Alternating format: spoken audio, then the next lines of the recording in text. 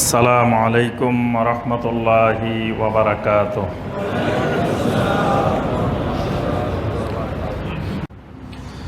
৩ নম্বর বৈশিষ্ট্য, ওয়াল্লাযীনা হুম আনিল লাগবি মুরিদুন। যে মানুষগুলো বেহুদা কথাবার্তা, বেহুদা কাজকর্ম থেকে নিজেকে বিরত রাখে, দূরে থাকে। অপ্রয়োজনীয় কথাবার্তা, অপ্রয়োজনীয় কাজকর্ম, লাগব, এগুলোকে বলা হয় লাগব। এই লাগবের থেকে তারা দূরে থাকে। এটা জান্নাতি মানুষের বৈশিষ্ট্য। জান্নাতি মানুষ কথা বললে কল্যাণকর কথা বলে, আর না হয় চুপ করে থাকে। নবী সাল্লাল্লাহু আলাইহি ওয়াসাল্লাম বলছেন, মান কানা ইউমিনু বিল্লাহি ওয়াল ইয়াউমিল আখির ফালিয়াকুল খায়রা আও লিয়াসমুত। যারা আল্লাহ এবং আখিরাতের উপরে ঈমান আনে, তারা কথা বললে কল্যাণকর কথা বলবে। যেই কথা দুনিয়ার কল্যাণ, যেই কথা আখিরাতের কল্যাণ। যদি কল্যাণকর কথা না আসে বা বলার সুযোগ না হয়, লিয়াসমুত, সে চুপ করে থাকে। চুপ করে থাকা এটাও জান্নাতি মানুষের বৈশিষ্ট্য, ঈমানদারের বৈশিষ্ট্য। কিন্তু এমন কথা বললাম যে ব্যাপারে আমার নির্দিষ্ট এলেম নাই, ধারণা করে করে কথা বললাম, এটা ইসলামে হারাম। আল্লাহ পাক স্পষ্ট বলে দিয়েছেন, ওয়ালা তাকফু মা লাইসা লাকা বিহি ইলম। যে ব্যাপারে তোমার নিশ্চিত এলেম নাই, নিশ্চিত জ্ঞান নাই, খবরদার ওই ব্যাপারে কোনো কথা বলিও না। ধারণা করে করে কোনো কথা বলা যাবে না, তার থেকে চুপ করে থাকা ভালো।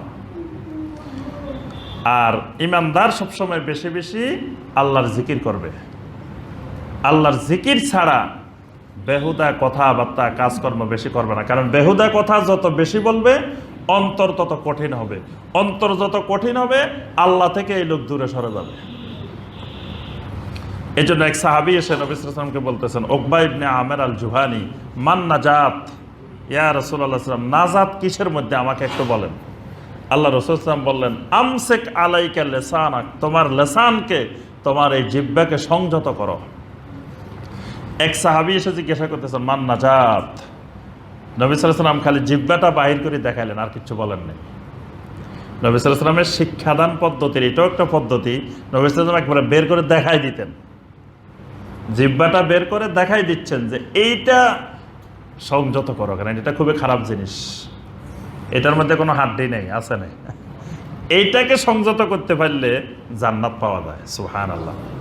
তো এই জন্য ঈমানদার সমস্ত রকমের লাগব থেকে, বেহুদা কথাবার্তা, বেহুদা কাজকর্ম থেকে দূরে থাকবে। এটা জান্নাতি মানুষের বৈশিষ্ট্য।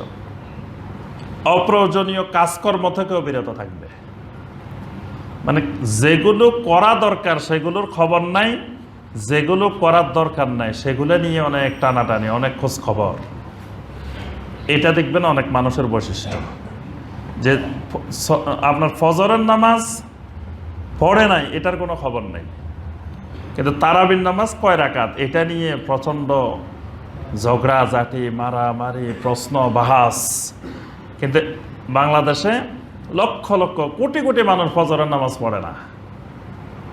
এটা নিয়ে কোনো বাহাসও নাই, মোনাজারাও নাই, কোনো ধরনের কথাবার্তাও নাই, কিছুই নেই, চুপচাপ। তারাবির নামাজ যদি কেউ না পড়ে, এই লোক জাহান্নামে যাবে না। আল্লাহ পাক কিয়ামতের ময়দানে কাউকে জিজ্ঞাসা করবেন না, এই মিয়া তারাবির নামাজ পড়ো নাই কেন? এই প্রশ্ন আল্লাহ পাক কাউকে করবেন না। কিন্তু ফজরের নামাজ পড়ছে কিনা, এটা প্রত্যেকটা নারী পুরুষকে আল্লাহ প্রশ্ন করবেন। জোহর পড়ছে কিনা, আসর পড়ছে কিনা, মাগরিব পড়ছে কিনা, এশা পড়ছে কিনা। তাহলে 2 রাকাত ফজরের নামাজ না পড়লে জাহান্নামে যাবে, এটা নিশ্চিত। কিন্তু তারাবির নামাজ 30 দিনের একদিনও পড়ে নাই, এই লোক জাহান্নামে যাবে, এই কথা কেউ বলতে পারবে না। অথচ সেটা নিয়ে কি হুলস্থুল বাংলাদেশে। এগুলোই হলো লাগব। মানে যেটার গুরুত্ব বেশি দেওয়া দরকার সেটার গুরুত্ব নাই, যেটা কম গুরুত্ব দেওয়া দরকার সেটার বেশি গুরুত্ব। এটা গুরুত্বের বেদাত। মানে কোরআন এবং সুন্নাহ যেটাকে বেশি গুরুত্ব দিচ্ছেন এটাকে কম গুরুত্ব দেওয়া, যেটাকে কম গুরুত্ব দিছে এটাকে বেশি গুরুত্ব দেওয়া, এটা হলো গুরুত্বের বেদাত। অনেক ভাই দেখবেন এক একজন এক একটা নিয়ে ব্যস্ত আছে, মহাব্যস্ত। মনে হচ্ছে আল্লাহ তাকে দুনিয়াতে পাঠাইছেন এই কাজের জন্য, আর কোনো কাজ নেই। কিছু কিছু ভাই আছে মনে করে যে একদিনে রোজা রাখা, একদিনে ঈদ করা, এটাই মনে হয় ইসলামের একেবারে গুরুত্বপূর্ণ একটা বিষয়।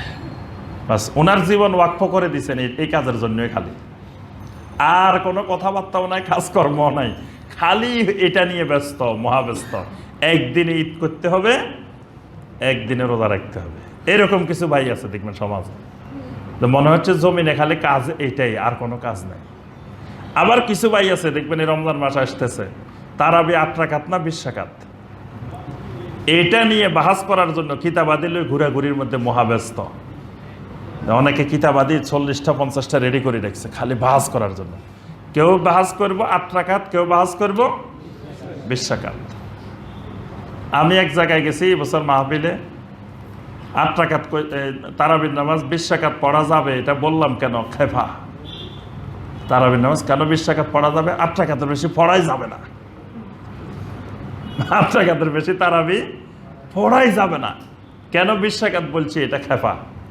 আবার কোনো কোনো জায়গায় গেছি 8 রাকাতের কথা বলছি আর খেফা, 20 রাকাতের কম 1 রাকাতও পড়া যাবে না। মানে দুই পক্ষ চরমপন্থা, যে একদিকে হইলে 20-এর 1 রাকাত বেশিও পড়া যাবে না, কমও পড়া যাবে না, আরেকদিকে 8 রাকাতের 1 রাকাত বেশিও পড়া যাবে না। বাইতুল্লাহর মধ্যে গতবার এতেকাবে কিছু লোক পাইছি, আপনার শেষ রাত্রে কেয়ামে লাইলাতুল কদর, রমাদানে কেয়াম করা হয় কয়টা বলেন দেখি, কেউ বলতে পারবেন? রমাদান মাসে কেয়াম কয়টা? জি, একটা। নবী সাল্লাল্লাহু আলাইহি ওয়াসাল্লাম বলছেন, মান কামা রমাদানা ঈমানান ওয়া ইহতিসাবান গুফিরা লাহু মা তাকাদ্দামা মিন যামবিহি। যে ব্যক্তি রমাদানে কিয়াম করবে, আল্লাহ পাক তার অতীতের সমস্ত গুনাহ মাফ করে দিবেন। সুবহানাল্লাহ। এটা হলো কিয়ামে রমাদান। আরেকটা বলছেন নবী সাল্লাল্লাহু আলাইহি ওয়াসাল্লাম, মান কামা লাইলাতাল কদরে ঈমানান ওয়া ইহতিসাবান গুফিরা লাহু মা তাকাদ্দামা মিন যামবিহি। কেউ যদি লাইলাতুল কদরের কিয়াম করে, আল্লাহ তার অতীতের সমস্ত গুনাহ মাফ করে দিবেন। তাহলে কিয়াম কয়টা পাইছেন? একটা হলো কিয়ামে রমাদান, আর একটা হলো কিয়ামে লাইলাতুল কদর। এজন্য মসজিদে হারামে, মসজিদে নববীতে প্রথম থেকে শুরু করে 30 পর্যন্ত কিয়ামে রমাদান হয়। কিয়ামে রমাদান 30 দিনে হয়, আর কিয়ামে লাইলাতুল কদর হয় 10 দিন। তো কিয়ামে লাইলাতুল কদর সেখানে মোট 13 রাকাত পড়া হয় মসজিদে হারামে। কয় রাকাত? 13 রাকাত। মানে বিতির 3 রাকাত আর কিয়ামে রমাদান 10 রাকাত। 10 আর 3 13 রাকাত।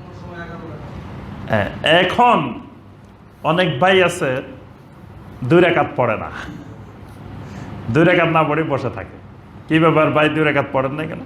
হাদিসে আছে 11 রাকাত, 13 রাকাত কেন পড়বো? মক্কার ইমাম করলে কি হয়েছে?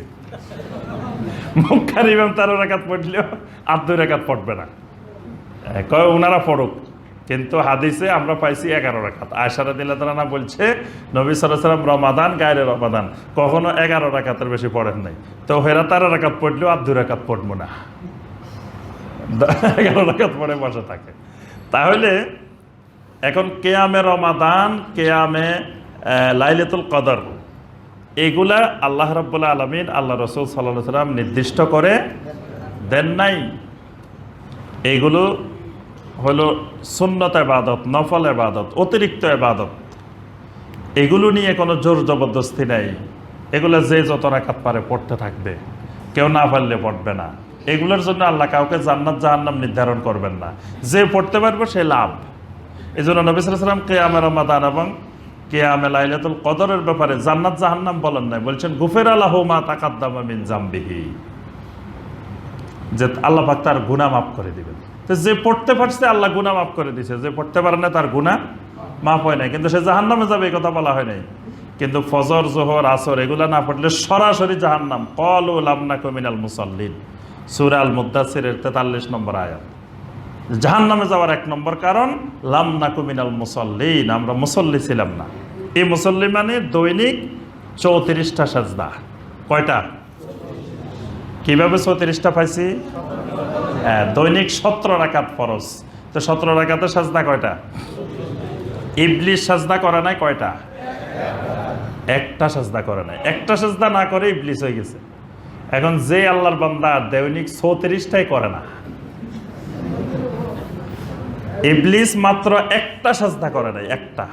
আল্লাহ বলছেন উসজুদু লি আদম, ইবলিসে একটা সেজদার নির্দেশ লঙ্ঘন করে ইবলিস হয়ে গেছে।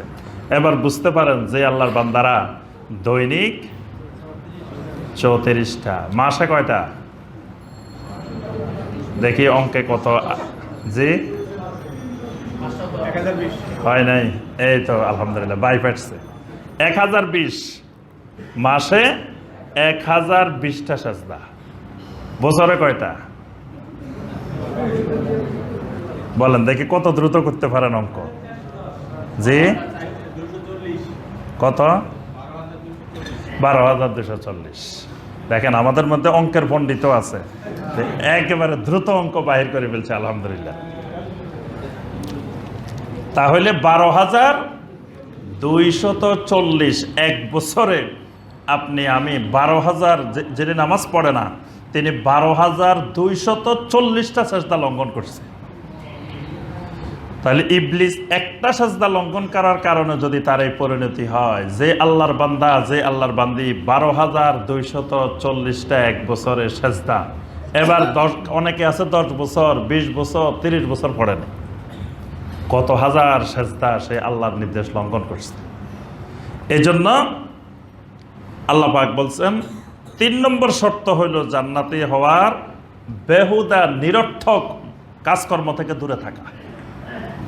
এই জন্য বেহুদা কথাবার্তা, বেহুদা কাজকর্ম এগুলা বাদ দিয়ে যেটা বেশি দরকার, যেটা আগে দরকার, এগুলো নিয়ে ব্যস্ত হওয়া, এটা হলো ইমানদারের। কিছু কিছু সাহাবী এসে প্রশ্ন করতো, মাতার সা কিয়ামত কবে হইব? তা আল্লাহ রসুল সাল্লাল্লাহু আলাইহি সাল্লাম কখনো এটা জবাব দিতেন না, বলতেন যে আরে মিয়া কিয়ামত কবে হইবে এটা তোমার কি দরকার? কিয়ামত যখনই হোক, তোমার দরকার হলো ওয়া মাজা আদাত্তালাহা, তুমি কি প্রস্তুতি নিছো কিয়ামতের জন্য, ওইটা তোমার দরকার। তাহলে তুমি প্রশ্ন করবা যে কি প্রস্তুতি নেওয়া দরকার আমার, প্রশ্ন হবে এটা। তুমি এই প্রশ্ন নাই, তুমি প্রশ্ন করতেছ যে কিয়ামত কবে হইব। এই যে কিয়ামত কবে হইব এটা উত্তর, এটা প্রশ্ন জানা, এটা বেহুদা প্রশ্ন। এই জন্য দেখবেন বর্তমানে অনেক ভাই আছে কিয়ামত নিয়েও মহাব্যস্ত, কিয়ামতের আলামত নিয়ে, কিয়ামত নিয়ে মহাব্যস্ত। এটাও সালাফদের মানহাজের খেলাফ। সালাফেরা কিয়ামতের ব্যাপারে আলোচনা করতেন, নির্দেশনা দিতেন, কথা বলতেন, কিন্তু শুধু কিয়ামত নিয়ে মহাব্যস্ত হয়ে পড়তেন না। কারণ ইসলামের তো আরো অনেকগুলো বিষয় আছে, খালি কিয়ামত একটা বিষয় না। আচ্ছা, এরপরে আসেন 4 নম্বর, ওয়াল্লাযীনা হুম লিযাকাতি ফাইলুন। জান্নাতি মুমিনের 4 নম্বর বৈশিষ্ট্য হলো তারা যাকাত আদায়ের ব্যাপারে সক্রিয় থাকে। যাকাত আদায় করে এটা বলা হয়নি, যাকাতের ব্যাপারে তারা সক্রিয় থাকে। মানে ইমানদার আবার যাকাত আদায় করবে না, এটা কেমন কথা? যাকাত তো দিবেই, তবে জান্নাতুল ফেরদাউসের যারা অধিবাসী হবে এদের বৈশিষ্ট্য হলো যাকাতের ব্যাপারে এরা সব সময় তৎপর থাকে। তৎপর কিরকম? মানে সে সবসময় খেয়াল রাখে আমার এখান থেকে কোনো একটা জাকাত বাদ পড়ে যাচ্ছে কিনা, স্বর্ণের জাকাতটা বাদ পড়ে যাচ্ছে কিনা, বা অমুক জায়গা আমার 50,000 টাকা রয়ে গেছে, ওই জাকাতটা বাদ পড়তেছে কিনা, অমুক জায়গাটা বাদ পড়তেছে কিনা। মানে সে খুব তৎপর, কোনো জায়গার একটা টাকাও যেন তার জাকাতের থেকে বাদ না পড়ে, হিসাবের থেকে বাদ না পড়ে। এদেরকে বলা হয় ওয়াল্লাযীনা হুম লিযাকাতি ফাইলুন। কেউ কেউ আছে আরে এত হিসাব নিকাশ করতে পারবো না, থোক বরাদ্দ দিয়ে দিই, বেশি গেলে বেশি যাক, কম গেলে কম যাক, দিয়ে দিই, এরকম মানুষও আছে সমাজ। হিসাববিহীন কোটি কোটি টাকা দিয়ে দিলেও 1 টাকাও জাকাত আদায় হবে না। জাকাতের জন্য প্রথম শর্তটাই হলো হিসাব করতে হবে। এজন্যই আপনার ইনকাম ট্যাক্সের প্রথম বিষয় হলো আপনি আপনার সম্পদের হিসাব বাইর করতে হবে। আপনার কাছে কত টাকার হিসাব আছে, সম্পদ আছে, গত বছর কত টাকা ছিল, এই বছর কত টাকা হয়েছে, সম্পদ যে বাড়লো কোনখান দিয়ে বাড়ছে, কেন বাড়ছে, সব হিসাব নিকাশ করে ফেলতে হবে। একজন ইমানদারও বছরে একবার যখন জাকাত দিবে তখন তার সম্পদের হিসাব তার কাছে থাকতে হবে, কারণ কিয়ামতের ময়দানে তার সম্পদের হিসাব আল্লাহর কাছে দিতে হবে। তো হে যদি দুনিয়াতেই তার সম্পদের হিসাব না করে তা আল্লাহর কাছে কেমনে হিসাব দিবে? যে লোক তার কত সম্পদ আছে কোথায় জানে না, হে কিয়ামতের ময়দানে তার সম্পদের হিসাব দিবে কিভাবে? এই জন্য যিনি যাকাত আদায়কারী তিনি তার সম্পদের হিসাব বাহির করতে হবে এবং বের করে ওই পরিমাণ যাকাত আদায় করে দিবে। আদায় করার পরে সে সদাকা হিসাবে আরো কোটি কোটি টাকা দিয়ে দিক, অসুবিধা নেই। কিন্তু যাকাত যে টাকা আসছে নির্ধারিত, এই যাকাতের শর্ত আছে, কিন্তু বাকিগুলার ওই রকম শর্ত নাই। মানে যাকাতের টাকাটা যে কাউকে দিয়ে দিলে যাকাত আদায় হবে না, এটা খাত অনুযায়ী যাইতে হবে। কিন্তু সদাকার টাকা আপনি যে কোনো জায়গায় দিয়ে দিলে হয়ে যাবে, দুটার মধ্যে পার্থক্য আছে।